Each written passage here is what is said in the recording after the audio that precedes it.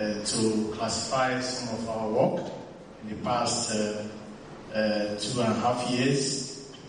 So I'll talk about governance and leadership, administration and management, research and development, international cooperation and partnerships, key strengths, challenges, and then way forward. This is who we are. This is what we're doing. This is where we're very active. Because that's exactly what's happening. Now that we have pretty much, we've agreed on what the areas that we want to work on, and the areas and the things that we should be looking for in those areas, the key objectives in those areas. Let us now see what kind of specific goals, even though we've identified these 4 major sectors, it is still policy that is driving thing. And based on the reputation that we're also developing, so for us, whatever we're doing, it has to be policy, has to be the focus, because that's our strength. Even if we're talking agriculture, health, energy, renewable energy, whatever policy. So the idea there is policy research, analysis, data analysis, like Becky said, we want policy that's going to be informed policy based on facts, not based on gut feelings. I joined ATPS because I believe it plays a very important role in the sustainable development of Africa, even though we talk about science, technology, and innovation.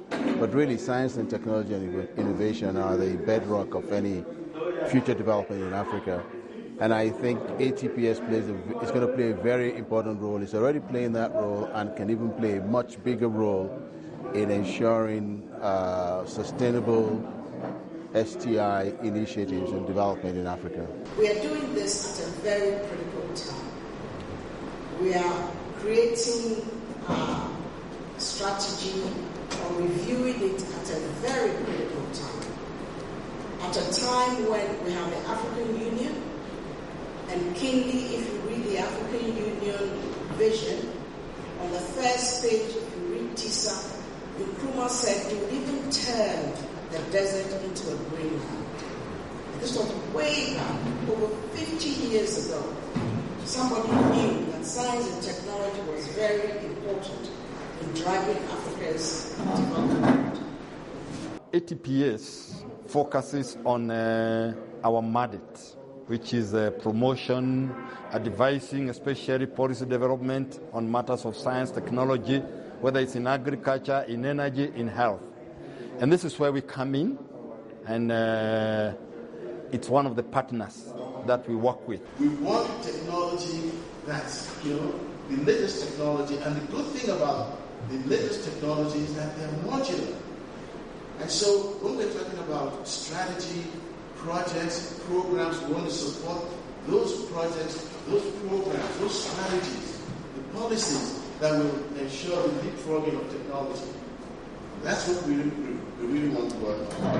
When we come into ATPS, we are able to know what other countries are doing.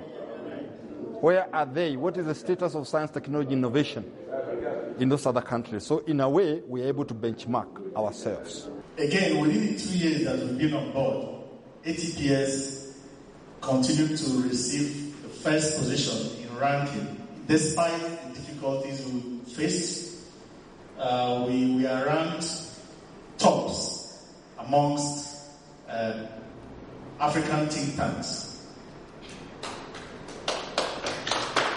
And that was for the last 2 years. For the immediate past year, we came tops in about 18 out of 25 relevant areas that were used to assess think tanks in Africa. ATPS is trying to support sustainable development of science, technology, and innovation by pointing attention or bringing attention on the policy requirements, making sure that we have effective policies in place to ensure that any programs, any activities that we embark upon are actually sustainable and have addressed or anticipate issues and make sure that these issues don't become impediments to the success of the programs. Yeah. So I think that's a great service that ATPS is providing and will continue to provide. The leadership of ATPS are categorized. The highest level of leadership come from the General Assembly. The General Assembly of the ATPS, that is all the stakeholders of the ATPS, because every decision that is made at the ATPS, they have to ratify them before it becomes our policy or procedure. But then coming down, you have the board of directors. They provide the strategic direction for the ATPS, and now the executive director, who provide the day-to-day management and leadership at the secretariat of ATPS. So then from the ATPS secretariat, we implement our activities through national chapter coordinators who are located in 30 countries, 27 countries in Africa and 3 in the diaspora, the UK, US, and Australia. And we try to implement our activities through these national chapter coordinators in different countries in Africa. And when I talked about the diaspora chapters, we established that platform in order to create a way to bring back Africans in the diaspora to contribute back to science, technology, and innovation development on the continent. But then through the national chapters in the 27 countries in Africa, we implement our science agenda, our science, technology, and innovation programs in the countries. And as you have heard today, we are developing a new strategy that look at